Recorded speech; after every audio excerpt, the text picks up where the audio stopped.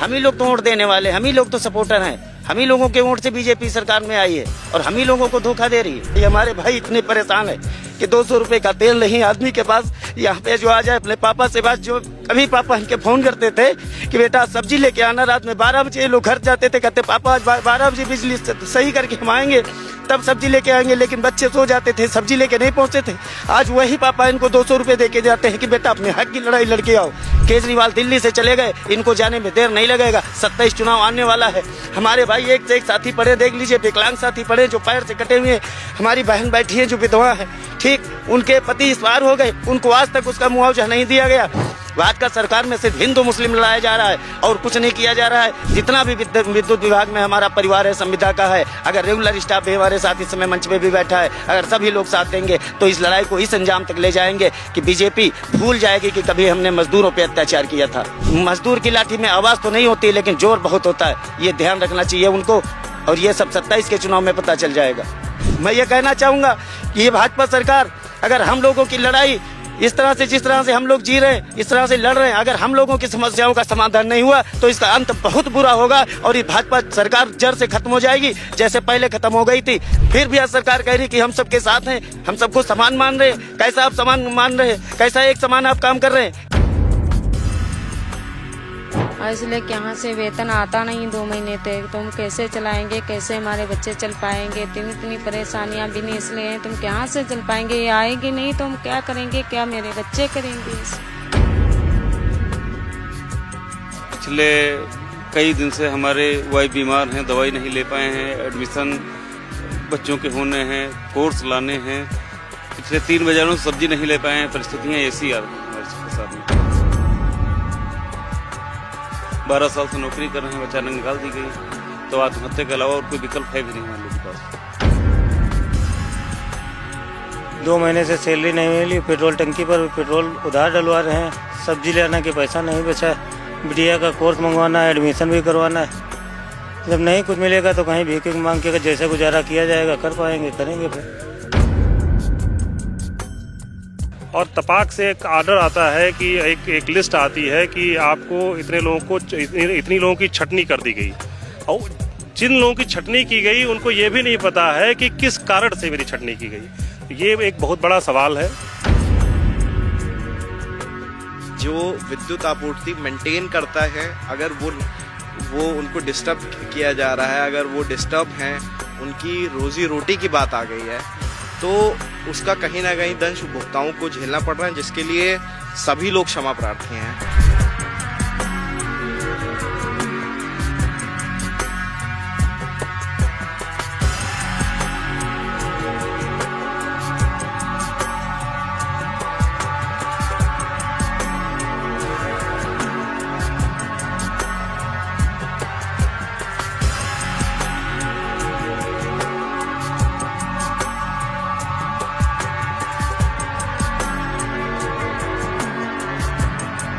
देखिए, सरकारों के दावे हैं लेकिन ये दावे हमारी जनता को भी गुमराह कर रहे हैं और साथ में हम लोगों को जो है ऐसा तगड़ा दबाव बनाया गया है कि ये तो या तो अपनी नौकरी खुद छोड़ के भाग जाएं और उनको मौका मिले विभाग को बेचने का, कि बहुत से कार्य ठेकेदारियों पे चल रहे हैं और जब से ठेकेदारी शुरू हुई है विभाग की ऐसी तैसी हो गई, क्योंकि उच्च प्रबंधन की जेबों में मोटी गड्डियां जाती हैं।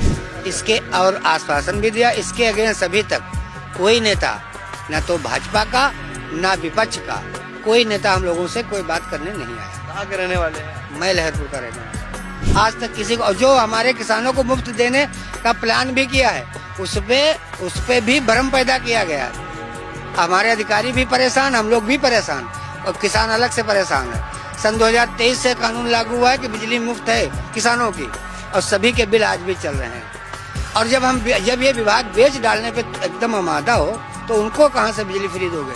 ये बेवकूफ बनाने वाली बात नहीं है। बिल किसी का नहीं बंद है, बिल सबके आ रहे हैं, लेकिन कहा जा रहा है वसूलना नहीं। अब जब वो बोझ तरह दब जाएंगे और तब तक ये विभाग बिक जाएगा, फिर क्या होगा? तहसीलदार के पास जाएगी नोटिस हम लोगों की कि भाई फलां किसान के पास इतना कर्जा है, इसको वसूलो। इससे पहले सौभाग्य योजना आई थी जिसमें लोगों को कहा गया था कि आपको मुफ्त में बिजली दी जाएगी।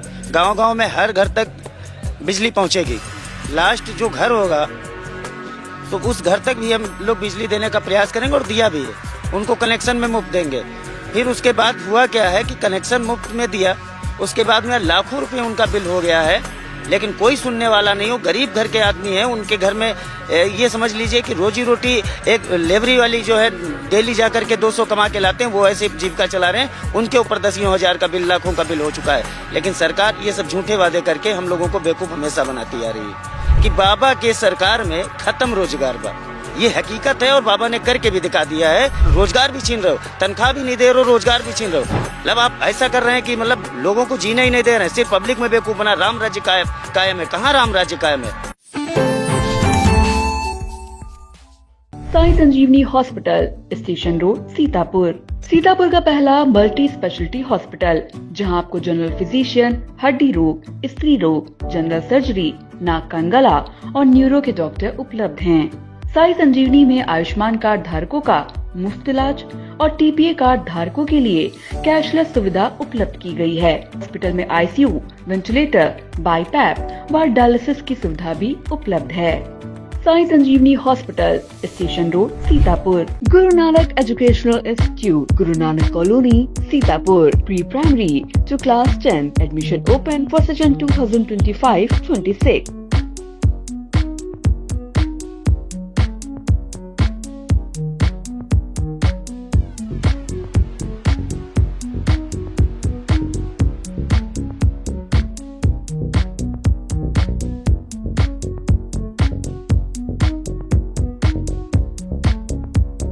पूरे उत्तर प्रदेश में करीब 25,000 से अधिक संविदा कर्मचारी, ये वो संविदा कर्मचारी हैं जब लाइट खराब होती है तो बनाने जाते हैं, तार खराब होते हैं तो बनाने जाते हैं, सीढ़ी खींचने होती है तो वो काम करते हैं। अगर ऑफिस में कोई काम होता है तो अब विद्युत विभाग में संविदा कर्मचारी ही काम करते हैं।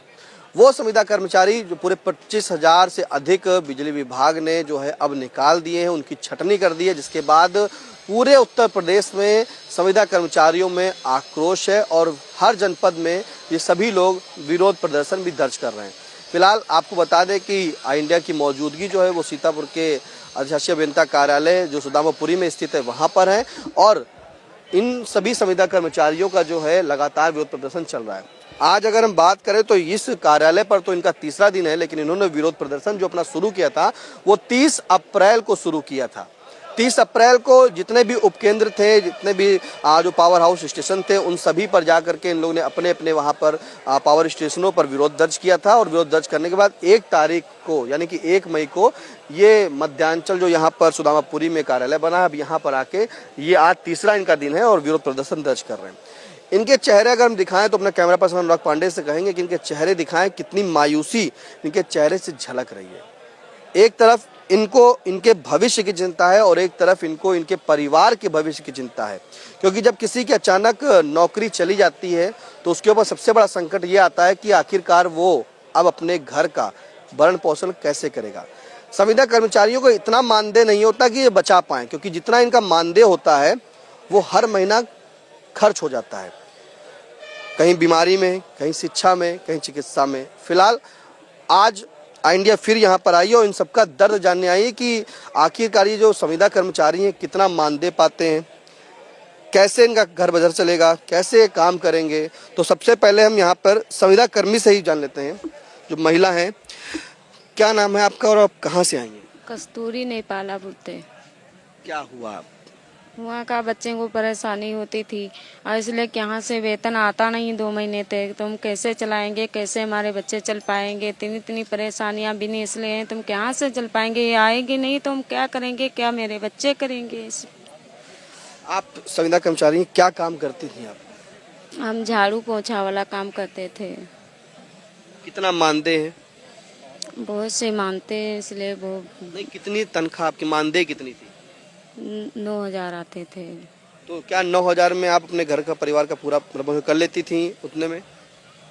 उसमें कर लेते थे, मगर कुछ समस्याएं यही है, बुखार आता, बच्चन को पढ़ाने लिखाने में ये समस्या है। बताओ कितनी इसमें हम क्या करेंगे, कोई वो नहीं हो रहा था, ये पैसा नहीं बच रहा था, 2 महीना तैयार नहीं रहते, हमारे बच्चे परेशान हो रहे थे कि तो क्या 2 महीने सैलरी भी नहीं मिली, तनख्वाह भी? नहीं मिली थी।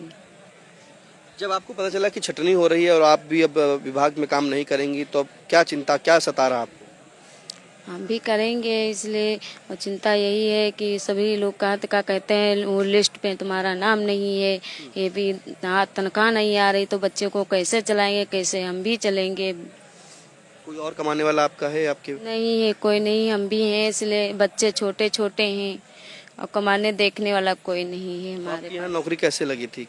हमारे पति से रहे तो बिजली विभाग में खत्म हो गए कि उनके वास्ते नहीं हमारी नौकरी लगी थी। कितने बच्चे हैं आपके? कितने? 3 हैं, सभी 3 हैं, इसलिए वही को देखने वाला कोई नहीं, हम ही 4 बच्चे छोटे छोटे हैं, देखते हैं। बीमारी में बुखार आता, सब भी पढ़ने लिखने में इसमें नहीं पूर लगता रहा था, कैसे क्या करें, के बचाएं, इसमें उतने ज़्यादा वो हो जाते, क्या हम करें।